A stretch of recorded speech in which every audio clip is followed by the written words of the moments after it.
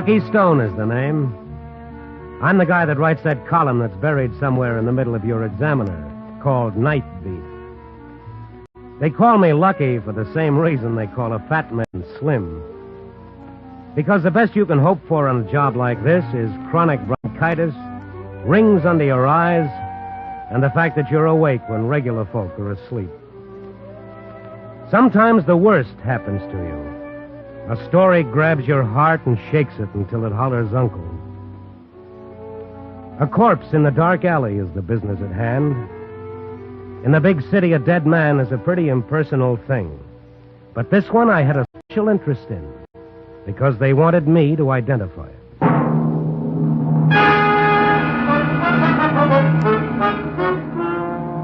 Night Beat stars Frank Lovejoy as Lucky Stone.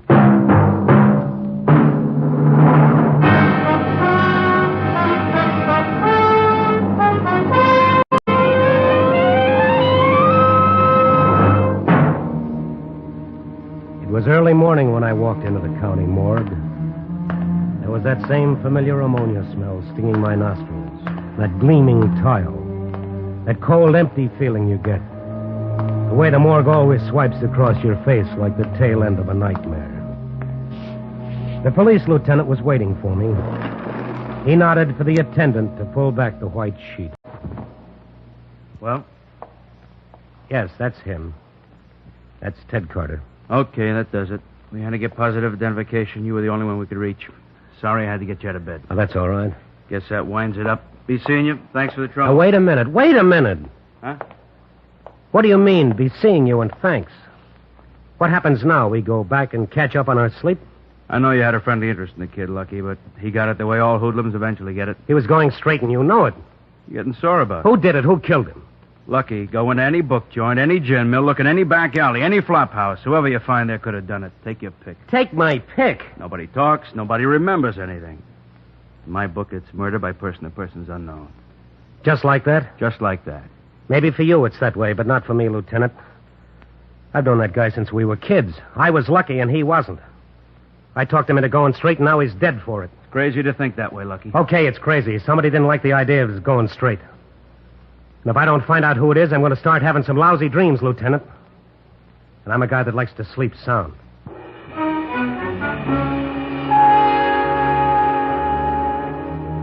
I walked away from the lieutenant like he had the smallpox and I'd never been vaccinated.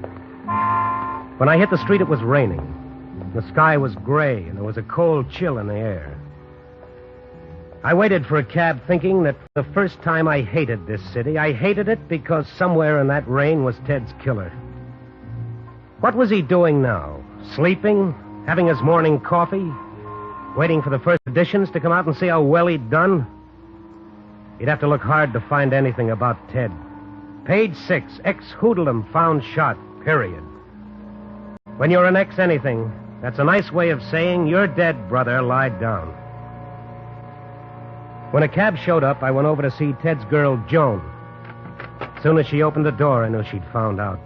Her face looked pinched and pale, and her eyes were red like she'd squeezed out the last tear. Lucky, why did it have to happen like that? I'm sorry, Joan. You didn't go down to... No. No, I couldn't. I understand.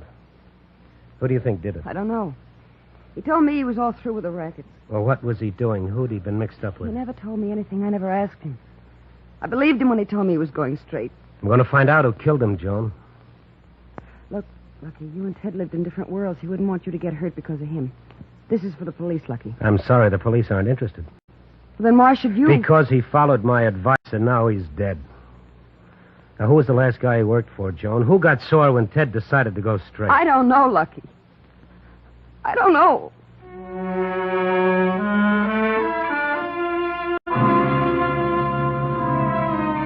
Joan didn't know. I went around to the old haunts, his former friends. They didn't know. The district attorney didn't know. The cops didn't know. Ted had kicked around in this city among all these people for 28 years. And now, suddenly, it was like he'd never lived at all.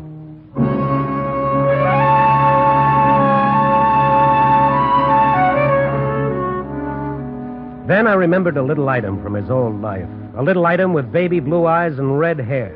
Laverne Clare. He'd gone with her before he met Joan, and even after he'd met Joan. I know he'd kept sneaking back to Laverne like a drunk trying to decide whether to spend his last coin calling Alcoholics Anonymous or buying a glass of Muscatel. I went looking for Laverne. She had the number 4 spot in one of those 5 times a day shows on the untidy side of town. When I got there, I had to wait until the fleshy part of the entertainment was over, and then I went to her dressing room. Now, Ted spent a lot of time telling me how crazy he was about you, Laverne. Yeah? He was a sweet guy. Ted was all right. He liked to tell me about the way you looked when you danced. Yeah, sure. Where's my drink? That bottle there. Pour me, will you? Oh, sure. Say when. I'll be one. Here you are. Thanks. Who do you think killed him, Laverne? Look, Mr. Stone. You're a nice guy. So why don't you go back to your office and write your column? About pretty things, Mr. Stone. Nice, harmless things. You don't want to get mixed up with Bailey or with that guy, Jerry. Bailey? I didn't say Bailey. Oh, so it's Bailey. The character that parlays pinballs into diamond stick pins. Number rackets, Bailey. So Ted knew something in here? No, I didn't say that. I didn't say anything. Get out of here. Right away. You understand? Oh, yes. Yes, I'm beginning to understand.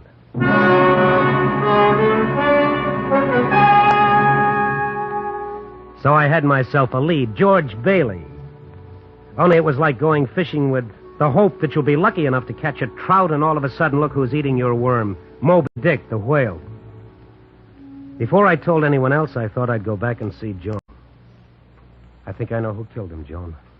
You do? I'm not positive, but it's a beginning. Who? George Bailey. Know him? Bailey. Who told you it was Bailey? You're getting pale, Joan, so you think it was Bailey, too. Listen, Lucky, stay away from Bailey. He's trouble. Yeah? I'll let you know exactly how much trouble. I'll see you later. Lucky. It's dangerous. Please be careful. The lieutenant told me anyone could have killed Ted. He invited me to take my pick. I'm going over and see that cop. I've taken my pick. George Bailey.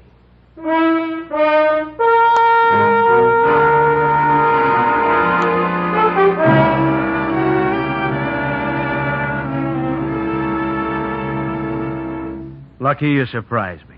You really expect me to arrest George Bailey?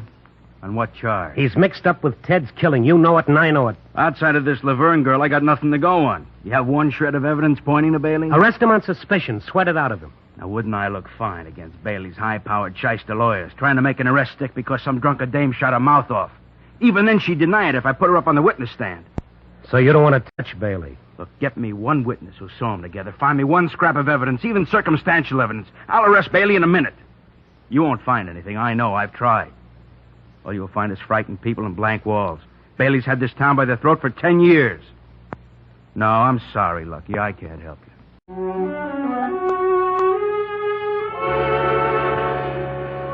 But I couldn't stop. I was like a snowball somebody started rolling down a hill. I didn't know where I was going or what would happen when I got there, but I had to keep rolling. They've got a name for that. It's called a guilt complex, and I had it in Technicolor. Ted was dead because he'd believed in me. I couldn't forget that any more than I could forget my name.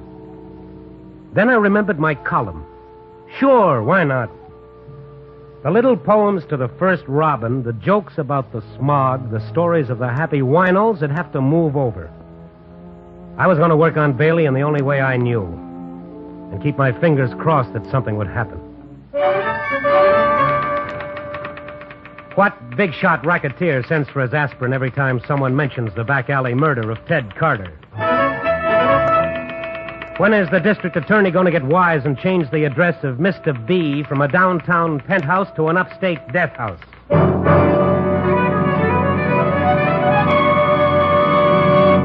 Listen to this, boss. Huh? Stone's latest little offering. When are the police going to bring in the Carter killer? Let me see it. And if they don't know who it is, I'll give them a hint. Think of Daly and reach for the letter B. How long's he going to get away with that? Hand me the phone. Sure.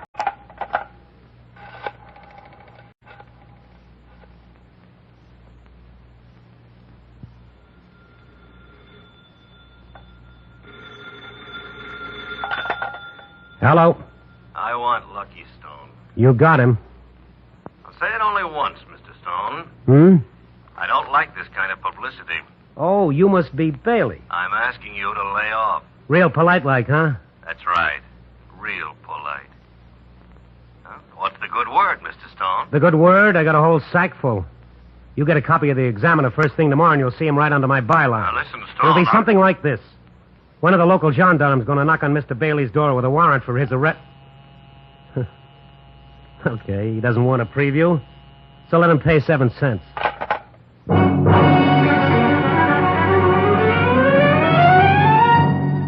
Well, that was more like it.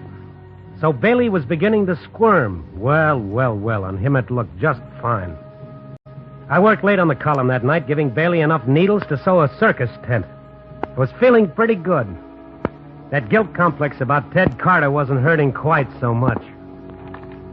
I unlocked my door and stepped inside. I didn't have to shut the door. It was shut for me. I've been waiting for you, Mr. Stone. Well, as long as you're here, make yourself at home. You're a wisecracker, ain't you? Like your friend, Ted Carter. What do you know about Ted Carter? Oh, he was a regular card. Okay, what do you want? My boss sent me over to take a look at you. Your boss? Mr. Bailey.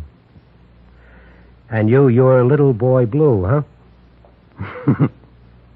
Yeah, a wisecracker, all right. Well, tell that boss of yours I'll be dropping around to see him for an interview. Huh? He don't want it that way. He sent me to see you instead. Yeah? He don't like people who don't pay attention to his telephone messages. He thinks you're very nasty, yapping all the time that he had something to do with the Ted Carter killing. So? So, like I said, Mr. Bailey don't like it. Okay, Buster, now get out of here. Not right now. Mr. Bailey wants me to teach you a lesson. For this blackjack. Mr. Bailey don't like smart guys. Wisecracker.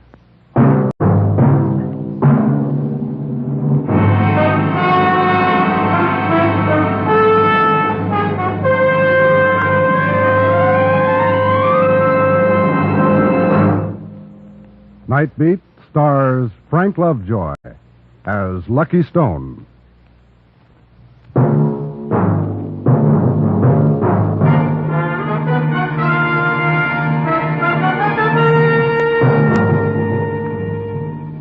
I woke up with a nice view of my ceiling. Sign outside the window flashed off and on. And every time it flashed on, it was like that punk of Bailey's with his blackjack testing his strength on my skull and doing fine.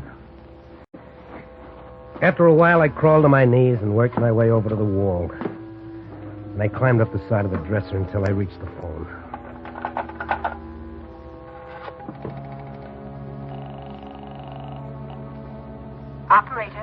Operator, get me the police. No, never mind. Skip it. All of a sudden, I didn't want the police in on this. I wanted this to be a private party. All of a sudden, I wanted to feel a gun in my hands.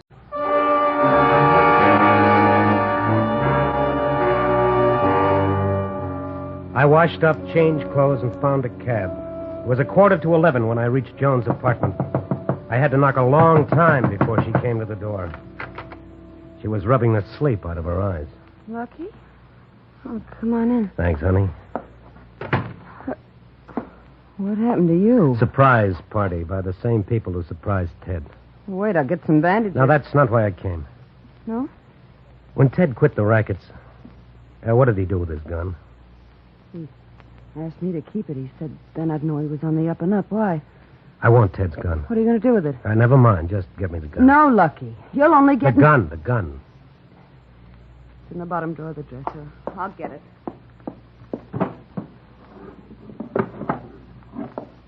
I think you're crazy. Here. Thank you.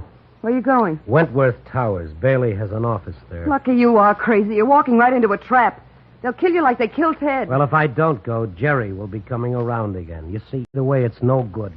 At least this way I say when. Wish me luck. Luck? Oh, you fool, you poor fool. You'll end up like Ted with 5 bullet holes in your back.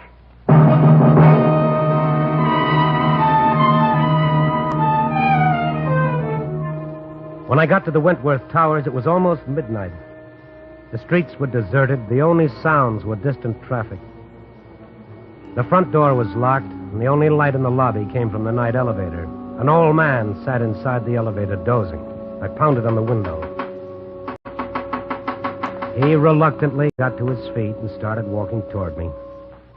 He snapped the lock and pushed open the front door. Nobody in this building now. All the offices are closed. Not all of them, Pop. I have an appointment with Mr. Bailey. You have? Yeah. Okay, I'll take you up. 24th floor. Come on.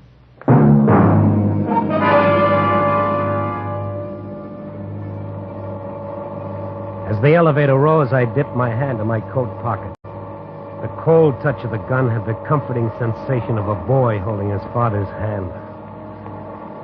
The elevator came to a stop on the 34th floor. The doors opened, and little boy Blue stepped out of the darkness.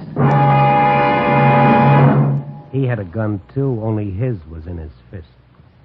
Take us downstairs, Pop. Sure thing, Jerry. I want to see Bailey. We know, but Bailey don't want to see you. And keep your hands out of your pockets. Let me see what you got there. A gun. Pretty nice. Thanks. Don't mention it. I'm always handing out souvenirs.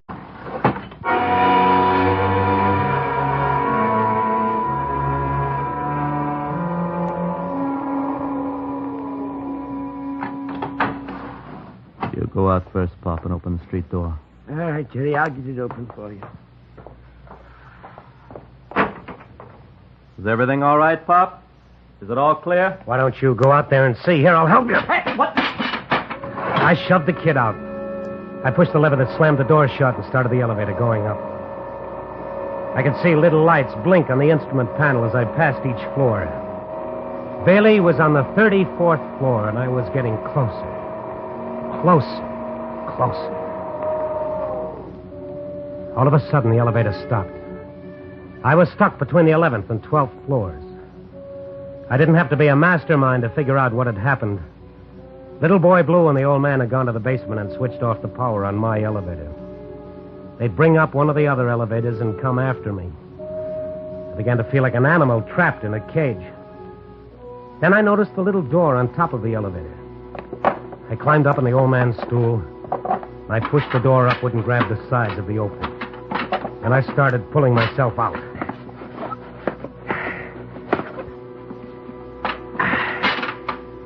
And now I was standing on top of the elevator, hanging onto a greasy cable that ran down from the roof of the building. Far below, I heard the other elevator with Jerry and the old man start climbing. I leaned forward to reach the door of the 12th floor. I couldn't reach it. The other elevator was coming up fast. As I lunged for it again, their elevator stopped at the 11th floor.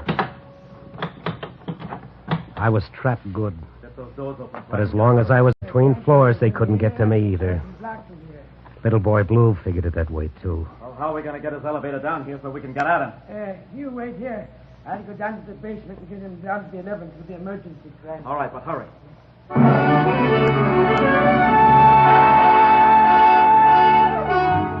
It was turning into a big evening. In a couple of minutes, I'd feel my elevator inching down toward the 11th floor and me going right along with it, perched on the roof. Then I heard that shattering of glass. That meant the kid was using his gun butt to break through the little glass window in my elevator door so that he could reach in and spring it open. Ah, nice figuring. And now if I could figure a way to stay alive for the next 5 minutes, Mr. Einstein could move over. Where is he? How can he get out of here? Curtain. Jerry, look up there. The trap door's open. He's on top of the elevator. Yeah? Now, that ain't playing fair. How many floors in this building, Pop? 35. Why? I've always wanted to run an elevator. Let's see how fast we can get to the roof. Shut up. Hold on to your hat, Stone.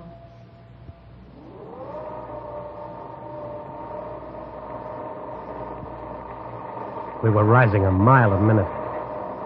All I could do was sprawl down and watch the roof of that building coming at me. Faster and faster.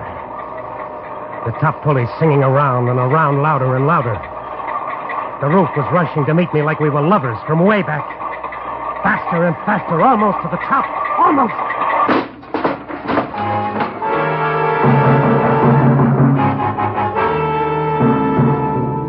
Now I know how those goats felt when that bomb went off at Bikini. The shock of the elevator smacking against the huge top springs shook me up like a bag of cement in a concrete mixer. But I was alive, which is always encouraging. Jerry stopped off on the 35th floor. Pop started taking the elevator down very slowly, and I was still sprawled out on the top of it, trying to get the cobwebs out of my brain. All right, Pop. You must be the original Indian rubber man, Stone. You'd make a fortune in the circus. Oh, it's nothing at all. I owe it all to the heavy underwear. Come on, climb out here. Well, how can I refuse such a nice invitation? Especially when you're holding a gun. Come on, back up, Pop. Elevator! Wait a minute, will you please? Who's that? One of the cleaning women. Better put your gun away. Well, this is sure a break. I thought you'd be taking a snooze. All right. Come on, get in. Yeah, let's all get in. It's hard to get an elevator this time of night. We rode down, the four of us. No one said anything. The cleaning woman was half dead on her feet, her head bobbing, half asleep. Oh, that lovely, innocent, tired old gal was saving my life. So long as she was with us. I'll get out on the 3rd floor, Pop. I'm going to the dressing room. 3 it is. Here you are, number 3. Thank you. Good night, Pop. Good night, Pop. I get off here, too. No, you don't. This ain't the main floor. For me, this is the main floor. Stone! Come back here, Stone! I raced down the dark hall, past the cleaning woman who stared at me with her mouth wide open. In the distance, I saw what I was looking for. A little red sign that said stairway. My little pal was right after me. I got to the stairs, started down 4 at a time. He's right on my tail. You're not getting away, Stone! I had to get out of here fast. This party was getting rough. I reached the main floor. Instead of going through the lobby and into the street, I ducked behind a cigar counter. The kid raced by. He went out through the front door looking for me on the street outside. I looked at the indicator over the night elevator door. The old guy was still parked on the 3rd floor. I went to the stairs again and down into the basement. I needed an elevator, and there were several parked there for the night. I commandeered one. I was getting to be a regular genius with these elevators. Well, this was going to be the end of the little game. I was finally on my way up to Bailey.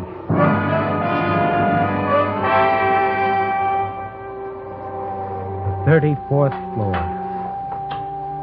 The building tapered off up here. Around the small square hallway were 6 office doors, barely visible in the pale moonlight. Bailey was behind one of those doors. I tried the first door. Nothing. Second door was locked. Then a telephone started ringing inside one of the offices.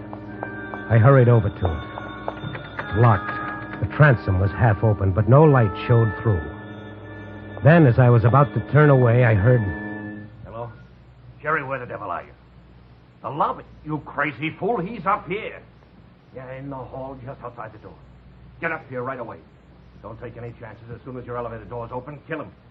All right, move. Now, what are your plans, Mr. Stone? That was a good question of Bailey's. What was I going to do? I couldn't break into Bailey's office. I didn't have a gun. He'd kill me before I could turn the doorknob. The indicator above the night elevator door was blinking fast. It was on his way up. The kid was in it, and the instant that door opened, he'd kill me. Right then, I started thinking of Joan. You'll end up like Ted with 5 bullet holes in your back. Yes, it was beginning to look that way. The elevator had passed the 17th floor, the 18th, the 19th. The little lights were dancing like a string of shooting stars. That kid was coming up fast. I was beginning to feel those bullets tearing into my back. You'll end up like Ted with 5 bullet holes in your back. With 5 bullet holes in my back, his back. I'd fought my way 34 stories to reach Bailey, and now I wasn't thinking about Bailey. You'll end up like Ted with 5 bullet holes in your back. As the kid's elevator passed the 32nd floor, I started running for the elevator I'd brought up from the basement. I jumped into it and started down. I didn't want to kill Bailey anymore. I only wanted to get to Joan.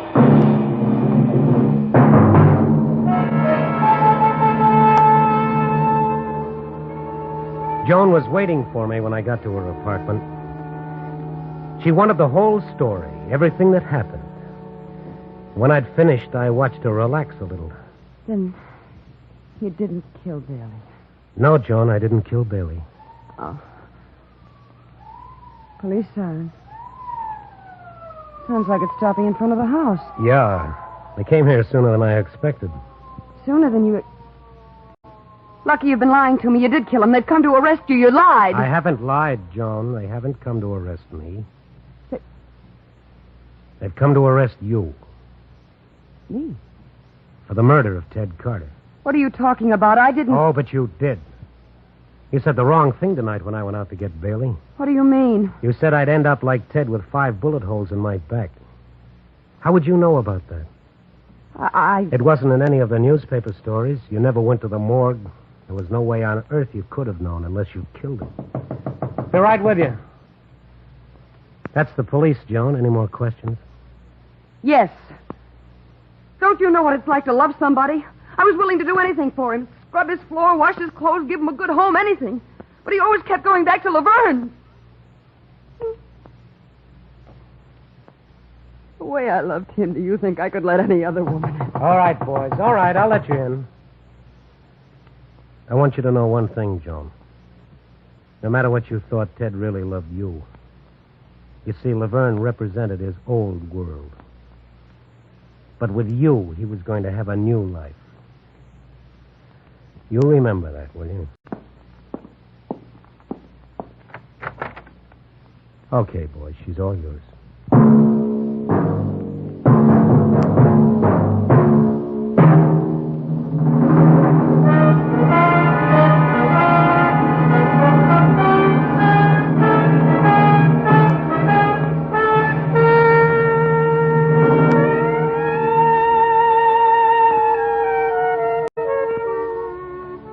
Yeah, that's the story of Ted Carter. Murdered in the name of love.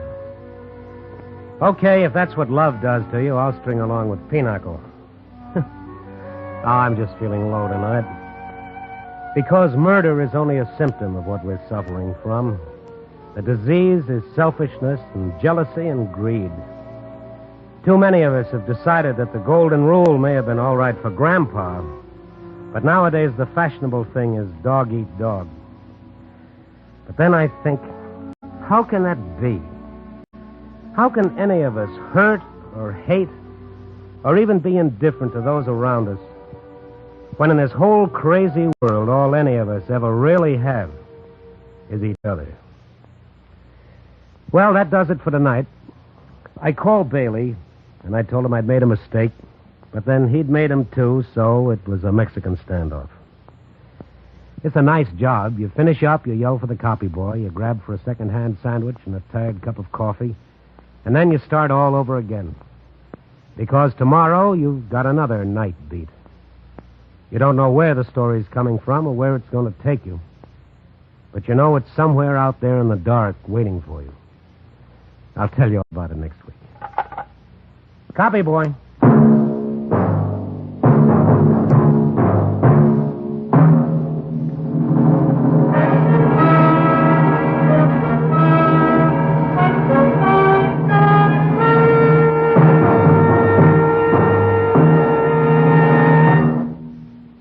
Night Beat is written by Larry Marcus and produced by Bill Karn. Music is composed and conducted by Frank Worth. Frank Lovejoy can currently be seen in the Motion Picture Academy nomination Home of the Brave and the Universal International production of South Sea Sinner, and is featured in the forthcoming Warner Brothers production The Rock Bottom. This is NBC, the national broadcasting company.